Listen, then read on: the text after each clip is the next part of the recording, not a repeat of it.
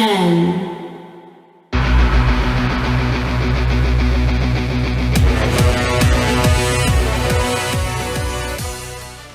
Salut à tous, c'est Sully Perfecten, j'espère que vous allez bien. On se retrouve pour la vidéo débrief de WWE TLC, qui a eu lieu dimanche dernier. Voilà, on va faire comme d'habitude, on va aller dans l'ordre du pay-per-view et je vais vous donner un peu mon avis, vous faire un petit résumé de ce pay-per-view. Alors on va commencer par le kick-off, alors avec déjà une première déception puisque Drew Gulak était censé faire une présentation PowerPoint donc de spéciale édition du Cruiserweight Championship. Alors il est bienvenu, mais en fait il est juste intervenu sur le plateau en direct avec son mégaphone. Il a interrompu le panel avec Renee Young, Peter Rosenberg et David Otunga. Il est arrivé, il a fait son petit discours, un peu pour rappeler son plan, son PowerPoint, etc. pour un meilleur 205 Live. Et une petite scène un peu marrante où on voit continuer son texte alors que Renee Young, elle, continuait comme si de rien n'était. Les deux parlaient en même temps. Voilà, ça s'est fini par cette petite chute, voilà, un peu drôle mais sans plus. Et en fait, au final, rien d'autre de plus, quoi. Donc très très déçu. Je pensais qu'il allait faire au moins une intervention sur le ring, qu'on allait avoir un vrai segment avec pourquoi pas une intervention extérieure de Kalisto, une bagarre générale avec un peu toute l'équipe, la team Heel un peu là qui s'est constituée du côté de 205 Live, la team Enzo on va dire. Rien de tout cela, donc c'est très décevant. J'avais évidemment, si vous avez vu ma vidéo pronostic, j'avais parlé éventuellement d'une entrée de taille, puisqu'il s'agissait de la slide numéro 10, la prochaine slide du PowerPoint. Bon, on n'a vu aucune slide au final, donc un peu décevant. Y a rien eu au final, donc c'était vraiment un gros pétard mouillé cette arrivée de Gulak comme il l'avait programmé à la base. Bref, on s'arrête là, on passe à la suite. Donc dans le kick-off, il y avait aussi Sasha Banks contre Alicia Fox, donc le match qui était prévu. Au final, un match qui aura duré 10 minutes, donc c'était une durée tout à fait correcte pour un match de kick-off et c'était la durée que j'avais aussi envisagée à peu près. Au final, comme je vous l'avais dit, Sasha Banks s'est bien imposé, donc à nouveau sur un bank statement comme à Raw, comme je vous avais dit, il valait mieux que Sasha Banks l'emporte puisque c'était elle qu'il fallait mettre en valeur. Alicia Fox n'étant là comme position, on va dire, de sparring partner, en tout cas de celle qui doit faire briller les plus jeunes, puisque elle c'est quand même une vétéran. Donc c'est normal, il fallait quand même que Banks s'impose, ça me paraissait évident. Et en ce qui concerne le match, il a pas été si mal que ça, je l'ai trouvé plutôt correct. Et Alicia Fox quand même, elle a montré des choses, aussi bien dans son in-ring que dans son attitude, toujours aussi folle, vraiment incontrôlable, et une scène même absolument incroyable. Alors je doute encore. Est-ce que c'était pas un botch ou alors est-ce que c'était volontaire de sa part? Est-ce que c'était lié à son personnage? Elle a, à un moment donné, à l'extérieur du ring, elle a commencé à faire le tombé sur Sasha Banks. C'était très étrange, même les commentateurs ont rappelé qu'il ne s'agissait pas d'un Falls Count Anywhere match, donc je ne sais pas si c'était un botch ou pas, ça me paraîtrait quand même assez incroyable. Je pense que c'était plutôt dans sa gimmick, que c'était fait exprès, dans sa gimmick de folle, à mon avis, je l'espère pour elle, on verra ce que Matthew en pense, du côté de Botchamania, on verra s'il va remettre cette scène ou pas. Et sinon voilà, vraiment pas mal de moves. Aussi les deux lutteuses nous ont vendu un peu un décompte à l'extérieur, chacune l'une après l'autre. On a vu Sasha Banks qui est revenue à la dernière seconde, et puis un peu plus tard Alicia Fox aussi, qui est revenue tardivement aussi sur le ring après avoir reçu un gros coup. J'ai trouvé après qu'Alicia Fox avait un peu trop abusé de ses Till the Wheel Backbreaker. On sait qu'elle aime bien les faire, mais je trouve qu'elle en a un peu trop abusé. Mais sinon le match était plutôt cool au final, donc c'était un match typique de pay-per-view, de kick-off, pardon, hein, match classique. Mais je vais quand même lui donner une note plutôt correcte, hein, à savoir un 6,5 sur 10. Je pense que ça les vaut.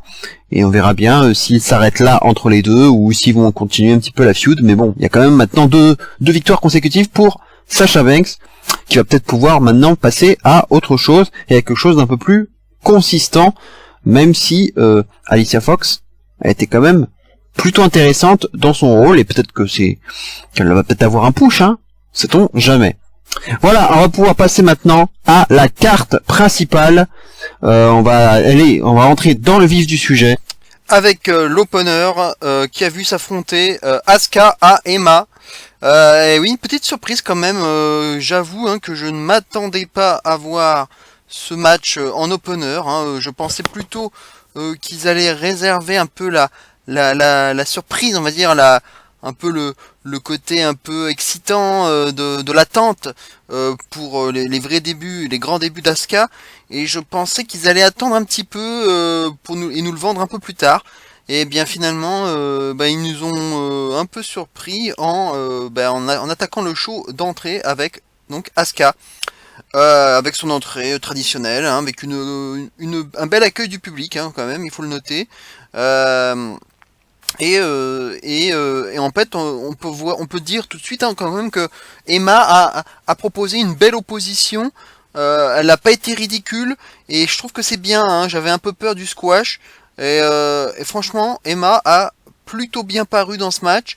Elle a été assez dure. Elle a proposé quand même des choses intéressantes. Elle a donné quand même pas mal de fil à retordre, hein, mine de rien. À Asuka, elle a eu ses moments forts, qui a pas duré très longtemps, mais quand même, elle a eu son petit moment fort.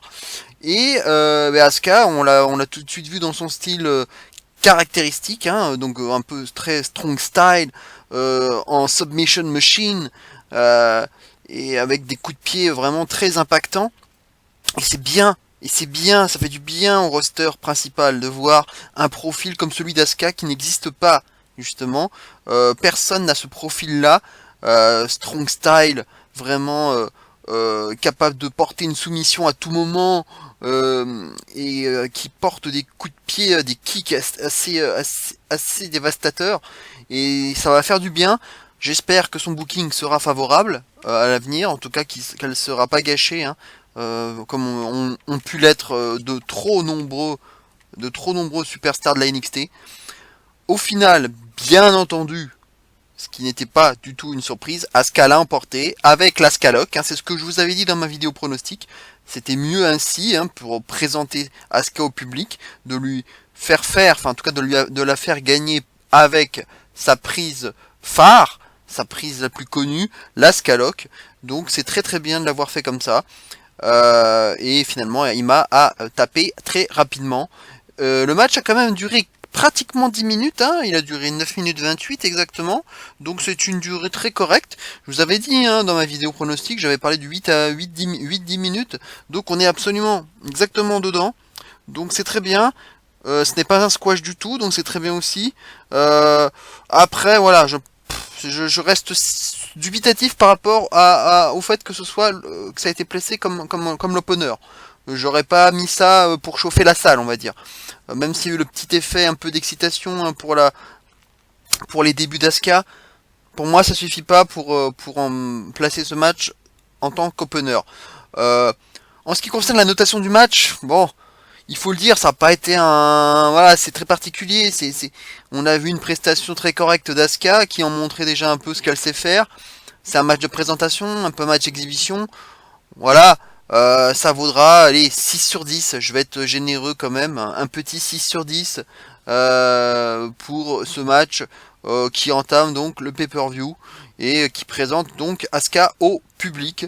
On verra bien comment elle va être bookée pour les fois suivantes. Est-ce qu'elle va aussi continuer un petit peu avec Emma, ou est-ce qu'elle va passer à quelque chose déjà de plus sérieux?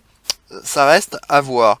En tout cas, voilà, bon. C'était pas extraordinaire comme match, hein, mais bon, il y a mieux, il y a pire, voilà. Mais ça fait du bien en tout cas de voir Asuka dans le main roster. On va passer maintenant au match suivant, ou plus exactement le segment suivant, hein, puisque Elias s'est présenté à l'entrée du ring, hein, puisqu'on l'avait vu dans le kick-off aller voir Kurt Angle, et interrompre même Kurt Angle et son fils Jason Jordan, hein, qui était présent, et il a demandé, Elias a demandé à Kurt Angle s'il pouvait chanter, et finalement il a accepté.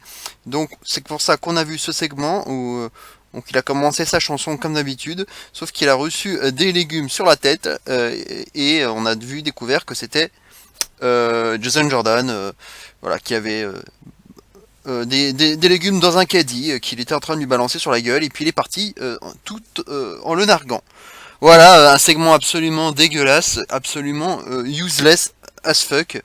Euh, Au moins ils auraient pu nous faire un petit match entre les deux, hein, tant qu'à faire, hein, on a un ring, on a deux lutteurs qui n'ont rien à faire, autant faire un match, hein. En plus t'as le temps, t'as 6 matchs sur la carte qui sont prévus, donc t'avais la place pour un septième, donc faites-le là quoi, affrontez-vous, mais pas ce segment dégueulasse avec des légumes, en plus balancer de la nourriture, hein, on le sait, hein, c'est jamais quelque chose qui passe, hein. On a déjà vu ça dans le passé, tous ces segments, notamment pour le jour de l'Action de grâce, hein, pour Thanksgiving, d'ailleurs ça va bientôt arriver. On voit souvent de la part de la WWE des batailles de nourriture, et c'est souvent quelque chose qui fait polémique. Et là c'est un peu pareil, hein, c'est balancer des légumes à la gueule des gens.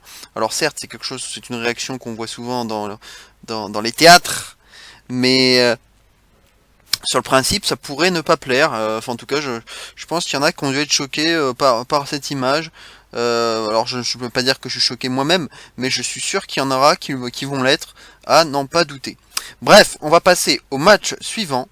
Un match cruiserweight, un par équipe entre Rich Swann et Cedric Alexander d'un côté, et Jack Gallagher et Brian Kendrick de l'autre.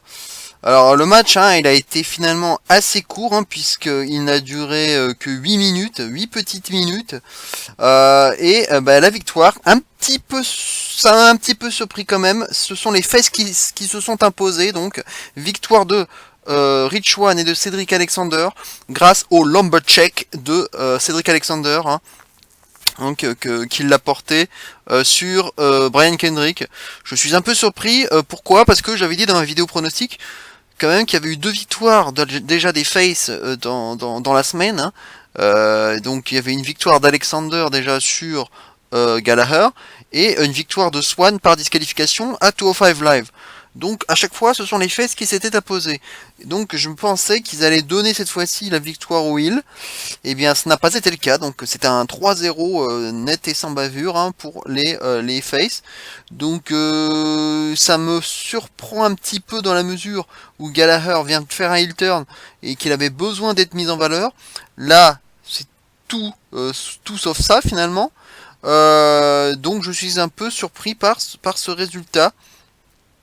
Au moins, une chose intéressante à dire, hein, je l'avais dit dans ma vidéo pronostic, je voulais qu'il change de musique, Gallagher, depuis son heel turn, cette musique un peu clownesque, qu'on retrouve beaucoup en Formule 1, dans les Grands Prix, ça n'allait plus avec son personnage, avec son nouveau personnage, et c'est ce qu'ils ont fait, donc il est arrivé avec une nouvelle musique, bon, que j'ai pas trouvé exceptionnelle, mais au moins un petit peu plus adapté à son personnage.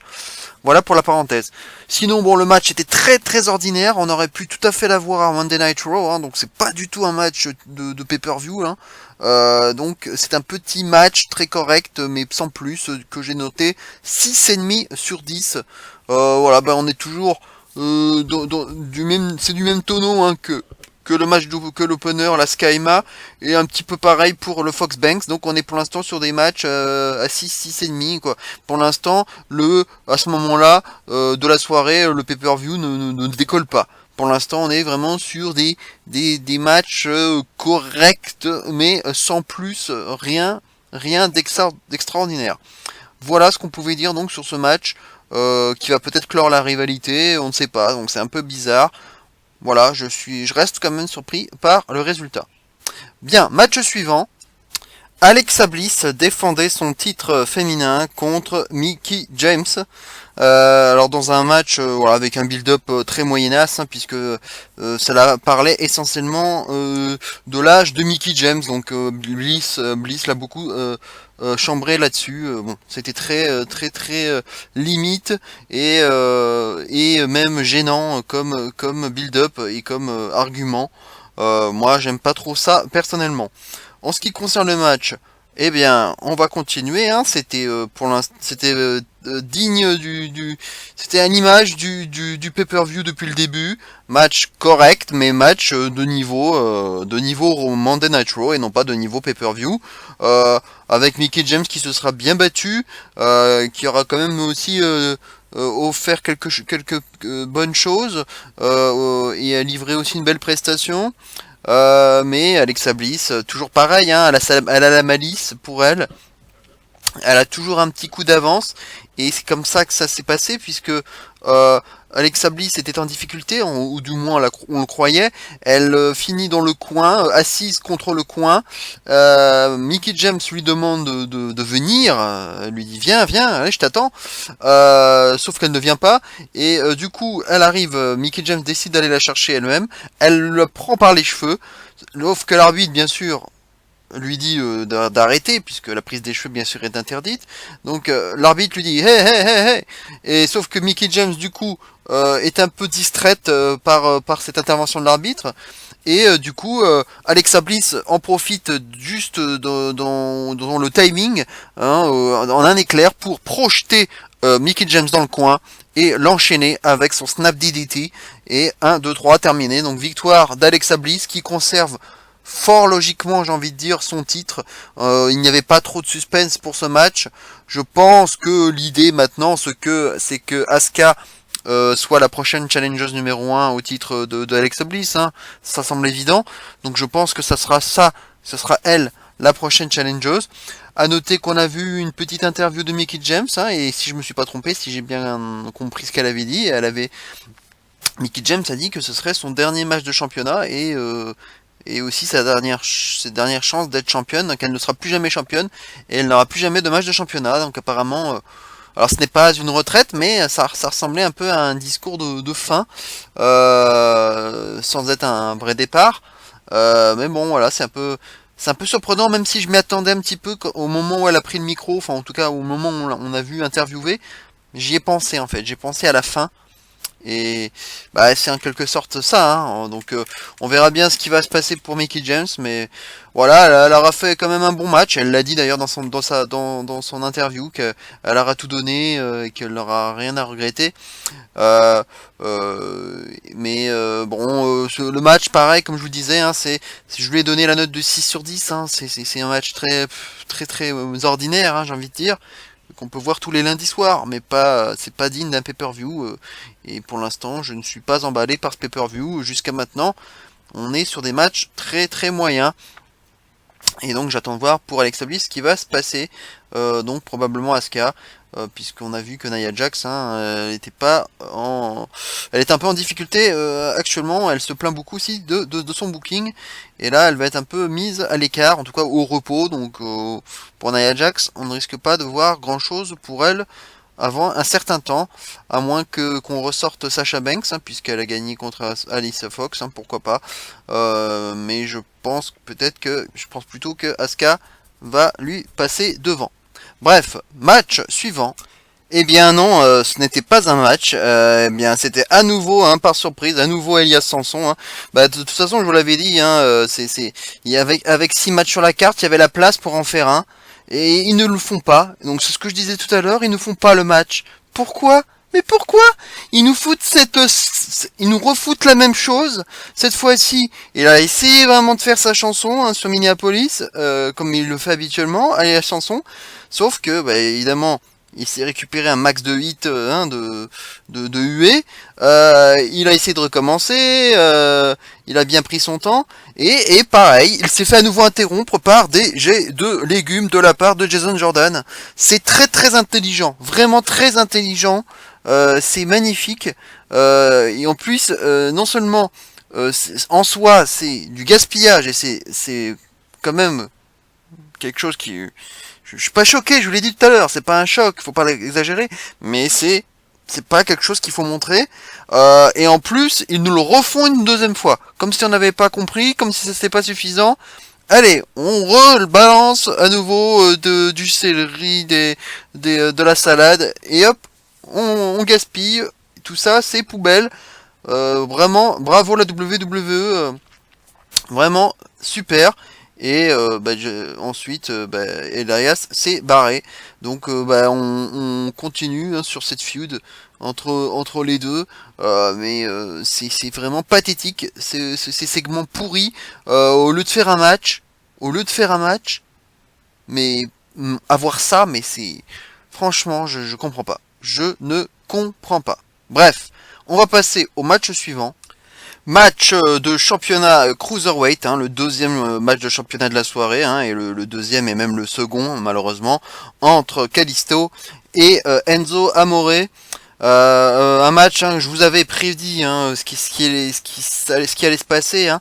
J'avais donné la victoire à Enzo Amore, et c'est bien ce qu'il s'est passé. Donc, pour reprendre un peu le fil du match, Enzo Amore, à un moment donné, a rampé vers l'extérieur du ring et s'est tenu aux jupes du ring. Kalisto l'a récupéré par les pieds, l'a retiré. Du coup, l'arbitre a essayé de remettre la jupe du ring dans son état initial. Et pendant ce temps-là, pendant que l'arbitre était distrait, Enzo Amore en a profité pour faire un aveuglement ou un étranglement des yeux, hein, comme dirait Philippe Chéreau, sur Kalisto et enchaîner avec son Joe Denzo, hein, ou son Hit Defeat si vous préférez, pour la victoire finale. Donc je vous l'avais dit, hein, victoire et donc à nouveau le titre pour Enzo Amore. Donc il devient déjà 2 fois champion Cruiserweight, c'est incroyable, incroyable. Alors évidemment je suis pas content sur le principe qu'il soit déjà 2 fois champion Cruiserweight, chose que peu de gens ont réussi à faire. Neville lui y est parvenu, et donc mais il faut quand même comparer Enzo à Neville, c'est quand même, ça fait quand même mal au cul, hein, il faut le dire. Mais je vous l'avais dit que c'était plus logique, même si j'aime pas le personnage. Il y avait plus de choses à faire avec Enzo champion, et comme je vous le disais, Mustafa Ali, il est dans les parages, hein, il traîne dans les parages. Il avait empêché, il avait provoqué hein, finalement la défaite d'Enzo Amore hein, la première fois lorsque Kalisto avait pris le titre. Il avait tiré Enzo Amore à l'extérieur du ring, et du coup Kalisto en avait profité un peu plus tard avec son Salida del Sol pour l'emporter et de prendre le titre. Donc je pense que Mustafa Ali, on va le revoir, il est pushé, on le sent hein, de pusher de plus en plus, et je pense que ce sera le futur number one contender, puisque Kalisto, bon, il va forcément avoir son rematch, hein, peut-être à 205 Live, peut-être à Raw, mais je pense qu'il ne prendra pas le titre, et ça va partir sur autre chose avec sûrement Mustafa Ali, et il faudra suivre aussi un peu toute la clique autour d'Enzo Amore, qu'on n'a pas vu hein, d'ailleurs. On n'a pas vu d'intervention de Dar, Daivari, Gulak et Niz, et c'est pas plus mal, hein, comme je vous avais dit dans ma vidéo pronostic, je ne voulais pas d'intervention extérieure, donc ça a été clean, et c'est pas plus mal comme ça. Quand je dis clean, hein, on s'entend hein, par un tombé, on va dire, normal, mais bien sûr, dans la manière, hein, on a vu hein, que c'était pas tout à fait clean non plus. Donc voilà, changement de titre, donc c'est le seul de la soirée, puisqu'il n'y avait que 2 matchs de toute façon. Donc Enzo Amore, et en ce qui concerne le match, bon c'est toujours pareil, hein, c'est toujours pareil, un petit 6/10 pour un match complètement ordinaire à nouveau, et d'une durée très moyenne pour un match de championnat, 8 minutes 50. Vous vous rendez compte, 8 minutes 50, on a des matchs qui déjà ont du mal à atteindre les 10 minutes, péniblement. À ce moment-là de la soirée, on se dit waouh quoi. C'est vraiment des petits matchs de Raw, et on se dit bon au moins il reste 2 gros matchs là, et il reste quand même 1h30 de pay-per-view, parce que là on en est à la moitié du pay-per-view à ce moment-là. Donc on peut se dire, avec 1h30 de pay-per-view plus et seulement 2 matchs, franchement là si vous nous faites de la merde, vous seriez vraiment très fort. Donc à ce moment-là, même si je suis pas hypé là pour le moment, je garde un peu confiance pour la fin, au vu de la configuration 1h30 et 2 matchs seulement à venir. Donc je m'attends à des surprises à ce moment-là du pay-per-view. Bref, on va passer au match suivant. Finn Balor face à AJ Styles. Enfin le match que beaucoup de gens attendaient. Le Dream Match, le match exhibition certes, mais le Dream Match quand même. On le sait, hein, Bray Wyatt était atteint d'une méningite, il ne pouvait donc pas lutter et AJ Styles l'a remplacé au pied levé. Et au vu du match, j'ai envie de dire tant mieux, mais tant mieux. Franchement, enfin, alléluia. Enfin un bon match dans cette soirée morose. Enfin du catch. Enfin, j'avais commencé à oublier pourquoi j'aimais ce catch, pourquoi j'aimais le catch. J'avais commencé à oublier. Et heureusement que j'ai eu ce match-là. Ouf, quel match. Et je vous avais dit que c'était minimum du quart d'heure ce match. Et on l'a bien eu, ça a fait 18 minutes 15. 18 minutes 15, très très bonne durée. Et voilà, du caviar. Et là, on peut le dire, Finn Balor, j'attendais de le voir, je l'attendais au tournant, parce qu'il n'avait pas été très convaincant depuis ses débuts. Et je me disais peut-être qu'avec la présence d'AJ Styles, on aurait affaire à un sparring partner de choix pour lui permettre d'élever son niveau et d'enfin être convaincant. Et ce fut pour moi le cas. Il s'est bougé, il s'est levé les doigts du cul et il nous a proposé une très belle prestation. Alors évidemment Styles l'a bien aidé donc, avec toujours ses phenomenal forearms, même en slingshot, ou son 450 splash, certes raté. Il n'a pas réussi à porter le Styles Clash, hein, il faut le souligner. Il avait réussi à porter aussi le Calf Crusher. Mais Finn Balor, lui, il n'en était pas en reste, hein, avec son 1916. Plusieurs dropkicks aussi, comme il aime les faire. Et le coup de grâce final, puisque finalement, Finn Balor s'est imposé avec un coup de grâce. Et juste avant, un dropkick traditionnel. Donc c'était le petit enchaînement classique de Finn Balor qui s'impose donc, victoire logique, hein, je vous l'avais dit, puisque AJ Styles était là en tant qu'invité ou comme visiteur, si je puis dire, puisqu'il vient de SmackDown. Donc c'était à Finn Balor d'être mis en valeur. Et puis en plus, comme membre de Raw, et en plus, il a toujours ce titre universel qu'il a dû rendre sur blessure et qu'il n'a toujours pas, pour lequel il n'a toujours pas concouru. Et donc forcément, on va revoir Finn Balor réclamer le titre universel. Donc on en parle peut-être au Rumble face à Lesnar, on verra bien. En tout cas, il lui fallait cette victoire, c'était évident. Donc victoire logique de Finn Balor. Et en plus, le match fut bon, avec du suspense, de la technique, de la manœuvre. Et puis, que dire à la fin de ce tout suite, enfin évidemment le public l'avait crié, mais c'était évident, il le fallait, ce tout suite entre les deux lutteurs, ce respect, bref, c'est ça le catch, pour paraphraser un célèbre show, c'est ça le catch, et c'est ça qu'on aime, bordel de merde, c'est ça qu'on veut voir, mais je veux voir ça à tous les matchs, de tous les pay-per-view, c'est ça que je veux voir, et c'est con vraiment d'avoir des matchs aussi ordinaires et d'attendre l'avant-dernier match pour avoir ça. C'est quel dommage. C'était un très bon match et je lui ai donné la note de 8 sur 10. 8 sur 10. Enfin, le show stealer.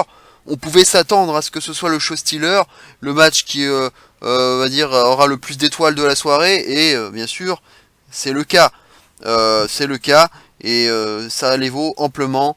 Donc, sachant que là je suis encore en train de commenter en direct, je n'ai pas encore vu le main event, mais à ce moment-là, c'était bien sûr le show stealer sans contestation possible, et vraiment un superbe match que je vous invite bien sûr tous à voir et même à revoir.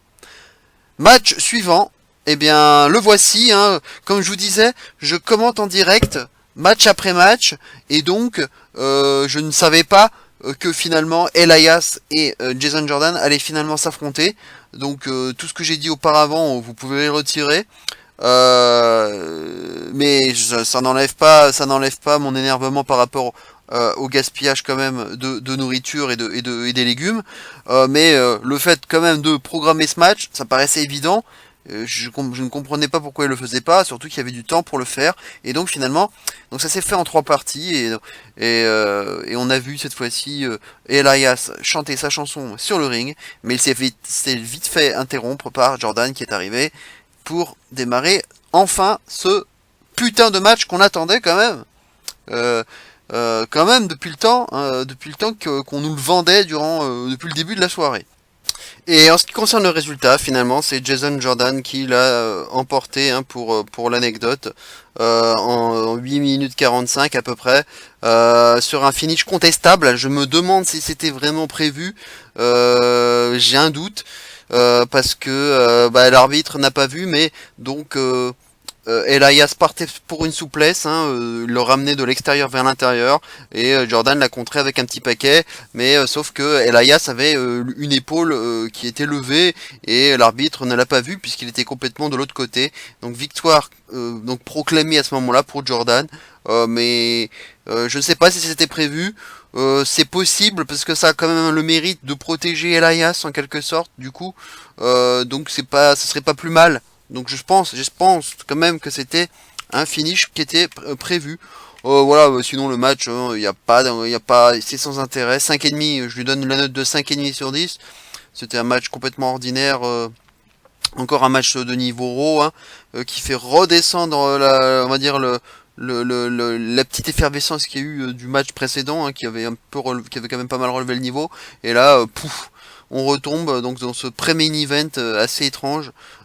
Qui n'a pas grand chose, qui n'a pas grand intérêt, si ce n'est de mettre en valeur les deux lutteurs, et de se placer un peu, peut-être pour le titre intercontinental, sait-on jamais. Mais là, franchement, match qui n'a pas beaucoup d'intérêt, et Elias, toujours assez intéressant quand même.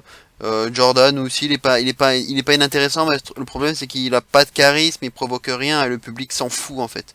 Le public s'en fout et je crois que il n'y a plus que le heel turn quoi. Il n'a plus que le heel turn, et je pense que ça va être la dernière carte qu'ils vont abattre, c'est-à-dire pour qu'il s'en sorte, ce serait un heel turn, pourquoi pas, sur son père, sur Kurt Angle, in kayfabe, qu'il se retourne contre lui. Je vois plus que ça comme porte de sortie pour lui. Parce que là, ça ne donne rien, son début de carrière ou de run, en tout cas solo, en face. Voilà ce qu'on pouvait dire. On va enfin passer au gros morceau, le fameux main event entre le Shield, en tout cas les 2 tiers de Shield, Ambrose et Rollins, avec Kurt Angle pour affronter le Miz, Braun Strowman, Kane et Cesaro. Donc dans un TLC handicap match 5 contre 3, et on a pu voir en coulisses que Ambrose et Rollins ont offert le fameux gilet pare-balles du Shield au Kurt Angle. Donc ils sont arrivés en mode Shield et avec donc la tenue du Shield pour Kurt Angle, qui entre parenthèses ne lui va absolument pas. Ça fait vraiment bizarre de le voir avec cette tenue, et voilà quoi, j'espère qu'on ne le reverra plus avec. A priori non, c'est pas amené à ce qu'on, il n'est pas amené à revenir avec cette tenue, et c'est tant mieux. En ce qui concerne le match, bon, ça a été le gros bordel, on s'en doutait, puisque c'est pas un match de tag team traditionnel où chacun attend sagement à tenir à la petite cordelette. Là, c'est un match complètement fourre-tout, bordel assuré, où c'est la bagarre, quoi, la bagarre. On utilise les tables, les échelles, et les chaises, sur ses adversaires. On se jette dessus, on utilise tout, on se rentre dans la gueule, et on utilise un peu tout, et c'est un travail d'équipe.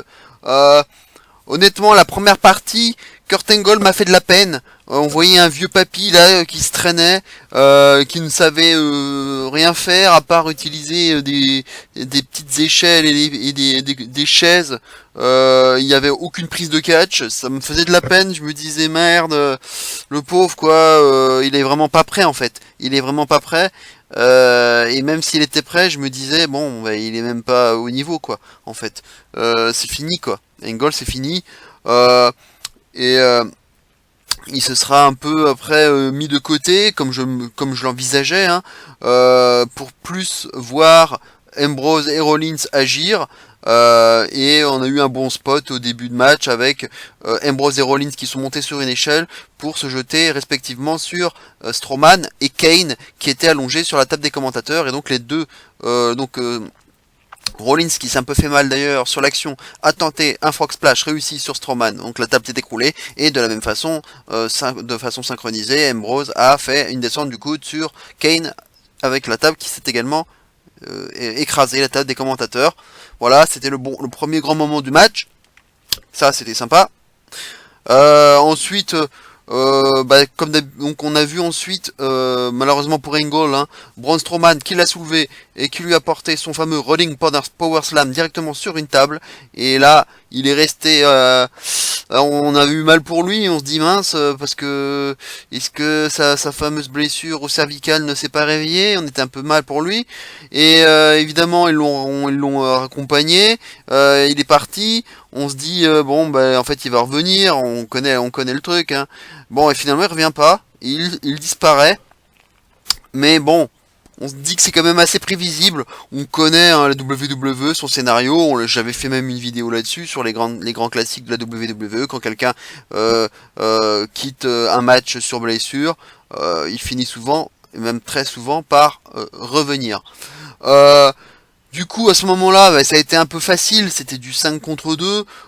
Donc là, ça a été un peu lourd, comme un peu lassant, puisqu'il y avait plus trop de suspense, enfin du suspense, si on le savait, mais je veux dire par rapport au surnombre qu'il y avait, ça en faisait un match assez boring, forcément, où les deux du Shield se faisaient tabasser à tour de rôle.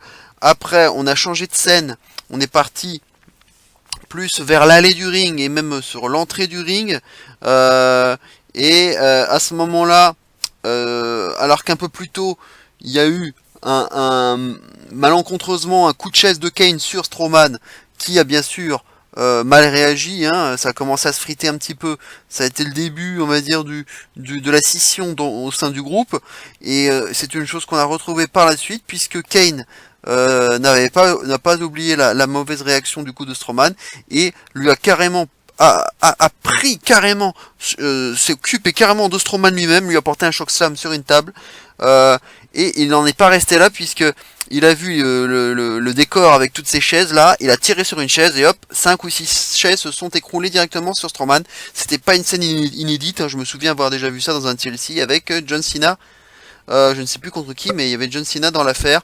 Donc c'était pas quelque chose d'inédit.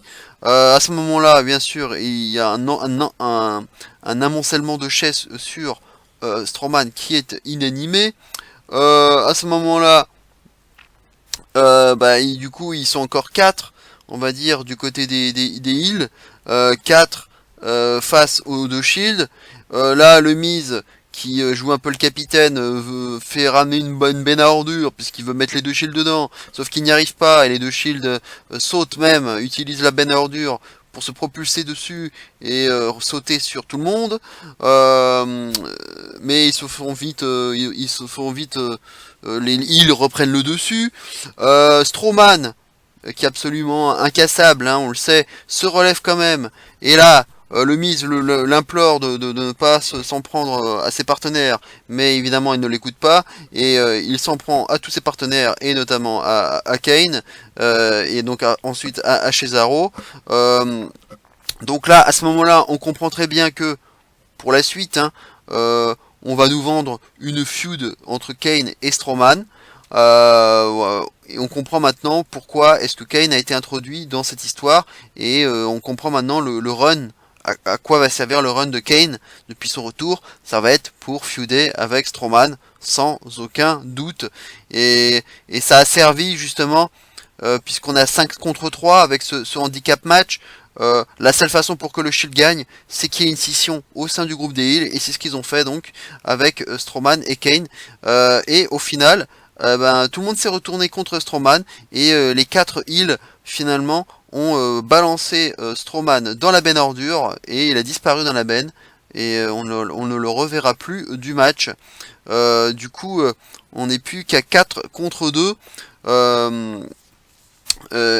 Du coup, ça va devenir assez compliqué pour les faces, hein. En tout cas c'est ce qu'on pense, mais bon, comme je vous disais, là pour moi le suspense il n'y en avait plus, j'attendais forcément le retour d'Angle, et là la musique d'Angle a retenti, ce qui a permis au public d'enfin chanter You Suck, puisqu'ils n'ont pas pu l'avoir suite à l'entrée du Shield en début de match, avant le début du match.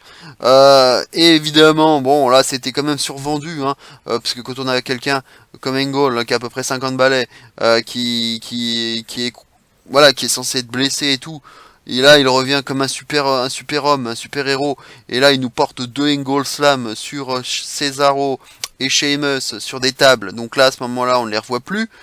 Il va voir ensuite Kane, il se fait contrer par Kane, mais ensuite ça devient du 3 contre 1. Du coup les 3 shields sont là avec Kane, et finalement Ambrose et Rollins fonce dans le tas à l'extérieur du ring et fonce sur Kane et se prend une barricade.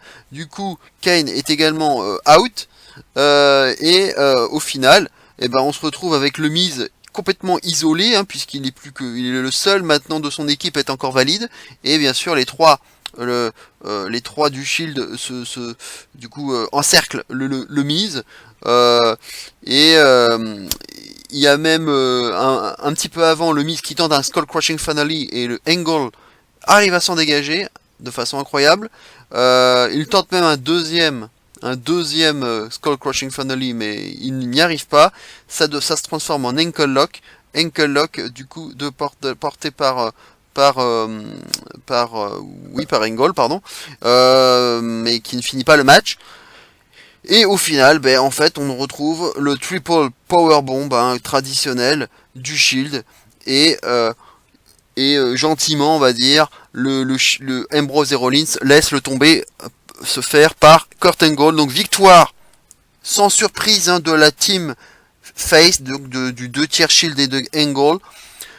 Honnêtement, hein, je vais être honnête avec vous, dans ma vidéo pronostic, j'avais dit que pour le tomber, je voyais plus Cesaro ou Sheamus, puisqu'il n'avait pas besoin d'être préservé particulièrement, qu'il valait mieux que ce soit l'un des deux. Et que le Miz était champion intercontinental, ça aurait pas été terrible pour lui qu'il se fasse battre. Et finalement, je vous le dis avec beaucoup de franchise, après ma vidéo, ce week-end, j'ai réfléchi, et finalement, j'avais envisagé que Kurt Angle couvre le Miz. Pourquoi ? Tout simplement parce que j'ai pensé à la suite, et je me suis dit que comme le Miz n'a pas de rival pour le titre intercontinental en ce moment, je me suis dit, et si Kurt Angle pinait le Miz, et pour ensuite se réclamer un match de championnat intercontinental. Eh bien, c'est exactement ce qu'ils ont fait. Alors, réclamer le titre, on verra, mais en tout cas, ils ont fait battre le Miz par Kurt Angle. Et ça, je suis quasiment sûr que ce n'est pas laissé au hasard, et que le Kurt Angle va avoir sa chance pour le titre intercontinental, peut-être au Survivor Series, ou peut-être avant à Arrow, mais en tout cas, il va y avoir sa chance. Et puis ça permet aussi d'avoir un bon build-up, hein, puisque quand même Angle et le Miz, ça se frite, hein, depuis quelques temps. De toute façon, il a toujours du mal avec l'autorité, le Miz, hein. On l'avait avec Daniel Bryan. Là maintenant, c'est plutôt Kurt Angle, depuis qu'il est parti du côté de Raw. Donc, il y a déjà un build-up, hein, qui est déjà bien monté, hein, depuis le début entre ces deux hommes. Et là, évidemment, ils en rajoutent encore une louche avec donc Angle qui pine le Miz. Voilà, donc c'était le happy end, hein, traditionnel. Le match, bon, il était quand même pas mal. Je lui donne un 7,5 sur 10. Allez, Ça me semble pas mal pour quand même un match. Alors, ils ont voulu, je pense, concurrencer Hell in a Cell, et ils ont fait 35 minutes. 35 minutes de main event. C'est encore une durée énorme. Surhumaine. Alors peut-être qu'il a voulu concurrencer Shane McMahon, Kurt Angle, et se dire bah moi aussi je suis vieux, mais je peux, you still got it, quoi. Enfin, I've still got it. Alors il a été meilleur sur cette deuxième partie. Kurt Angle, il m'a un petit peu plus convaincu.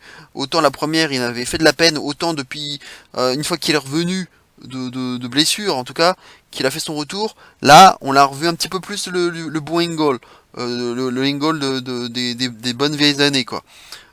Et qui a quand même réussi à porter quelques prises. Il avait même quand même réussi aussi à porter quelques German suplex, un peu plus tôt dans le match. Et donc plusieurs Angle Slam, l'Ankle Lock. Ça, c'est traditionnel, je vous l'avais dit, qu'on allait voir un peu toute sa panoplie.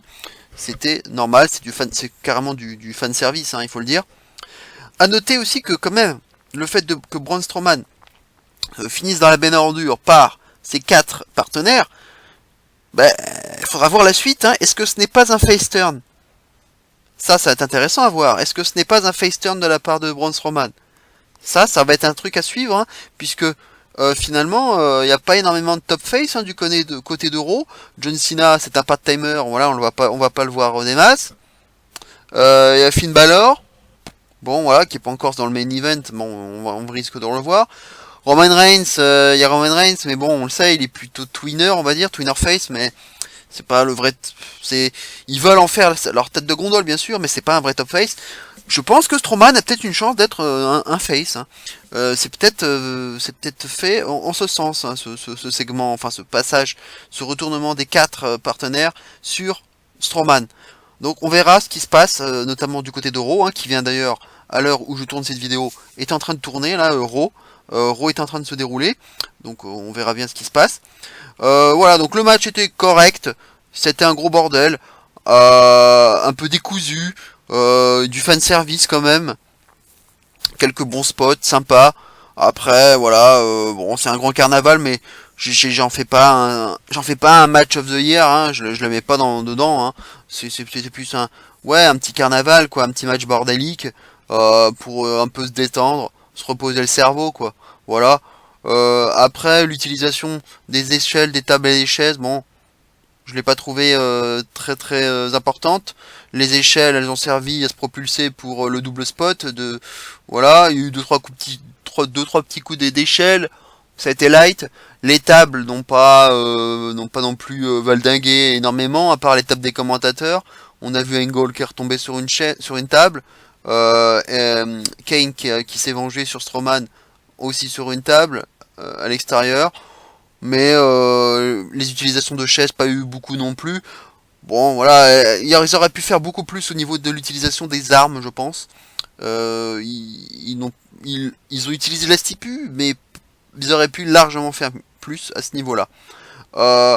Voilà, ce côté handicap match fait que du coup il y a eu des moments, des instants un peu, des temps morts que j'ai pas trop aimé, où on se disait bon de toute façon ils sont plus que 2 du côté du Shield, donc ils vont se faire tabasser, quoi. Et c'était un peu longuet, je trouve, ce passage là à tabac, puisque de toute façon ils pouvaient pas faire grand chose à 5 contre 2. Donc c'était un peu lassant, et même à 4 contre 2, une fois que Strowman n'était plus là, c'était un peu la même chose. Et puis à ce moment-là, tout ce qu'on attendait, c'était le retour d'Angle. Bref, pas de surprise pour le scénario, mais sûrement des choses à voir du côté de Strowman et de Kane, et de l'éventuel face turn de Strowman. Je dis bien éventuel. Et bien sûr, du côté du Miz et de Kurt Angle, s'il ne va pas y avoir un match pour le championnat intercontinental. Voilà, entre les deux. Donc voilà un peu toutes les clés, tout ce qui pourrait se passer par la suite à ce match. Pas d'intervention extérieure, pas de grosses surprises finalement. On aurait pu en avoir, mais il n'y en a pas eu. Voilà le bilan donc de ce pay-per-view. Bon, j'ai pas eu davantage que ce que j'aurais cru, enfin que ce que j'avais envisagé, pardon. Je savais qu'il y avait beaucoup de matchs moyens. Et ces matchs moyens le sont restés, c'était des matchs de niveau Raw, des matchs à 6,5 sur 10, pas plus. Et il a fallu attendre, bien entendu, le Balor Styles, qui était le match attendu comme étant le meilleur match de la soirée, et ça a été le cas. Maintenant que j'ai vu les deux matchs, les deux derniers matchs, je le confirme. Le 8 sur 10, c'était le meilleur match de la soirée pour moi, le Balor Styles. Et bien entendu, le main event passe juste en deuxième position, avec donc, je vous l'ai dit, un 7,5 sur 10. C'était, voilà, mais c'était plus, c'était un peu décousu, donc c'était pas un match hyper scientifique, hein, ça c'est sûr. C'était complètement dans un autre style. Mais voilà. C'était que deux matchs, hein. C'est que deux matchs dans une soirée où il y en a, du coup, il y en a 7. Je peux pas en faire un pay-per-view majeur. C'est un pay-per-view de transition en attendant le Survivor Series. D'ailleurs, on nous a vendu un SmackDown versus Raw, hein, pour le prochain Survivor Series, donc j'ai hâte de voir ce que ça va donner, notamment avec du coup un Brock Lesnar, Jinder Mahal. Ça, on est sûr que ça va avoir lieu, et il va y avoir des matchs par équipe, bien sûr, élimination traditionnelle. Donc on va voir ce que ça donne. Mais pour le pay-per-view, je lui donnais la note de 6,5 sur 10, donc une note moyenne, hein, de pay-per-view, de transition. Il n'y a pas grand chose à dire de plus. C'était pas génial, hein. Les cruiserweight, il y en a eu un peu trop. Les femmes, il y en a eu aussi un peu trop. Même si c'est bien de les voir, mais un peu trop présentes, je trouve. Et en plus des matchs pas de super grande qualité. Donc moi j'ai pas été époustouflé par ce pay-per-view, mais fallait s'y attendre. C'était pas un pay-per-view que j'attendais de toute façon. Et va falloir attendre les Survivor Series dans un mois pour espérer avoir quelque chose de beaucoup plus potable. Voilà ce qu'on pouvait dire à peu près sur ce pay-per-view, où je réagis à chaud, hein, sur ce pay-per-view, donc c'est peut-être un peu décousu de ma part, j'en suis désolé. Bon bref, je vais arrêter là parce que on en a 51 minutes et sinon vous n'allez pas regarder la vidéo. Donc je vous souhaite un bon pay-per-view pour ceux qui ne l'ont pas encore vu. Une bonne semaine à tous. J'espère que vous regarderez cette vidéo, que vous la likerez. Je vous ai besoin de likes. Et j'ai oublié de vous dire une dernière chose. Un grand merci à vous pour avoir dépassé les 100 vues sur ma vidéo pronostic et spoilers du pay-per-view, hein, puisque c'est très rare que je fasse un aussi gros score. Je pense même que c'est un record. Et je voulais vous en remercier chaleureusement, et ça m'encourage à continuer, donc un grand merci à vous, et j'espère que cette vidéo review du pay-per-view fera aussi beaucoup de vues, peut-être pas une centaine, mais on sait jamais. En tout cas, j'espère que vous resterez fidèles, et comme vous avez pu voir, hein, mes pronostics sont quand même globalement bons, hein, donc je suis quand même quelqu'un sur qui on peut compter, je pense, au niveau des pronostics et au niveau des spoilers. Donc c'est bien de continuer à me faire confiance. Voilà, on se retrouve très bientôt donc pour une prochaine vidéo. Passez une bonne semaine, et bien entendu, d'ici là, n'oubliez surtout pas, vive le catch! Ciao à tous!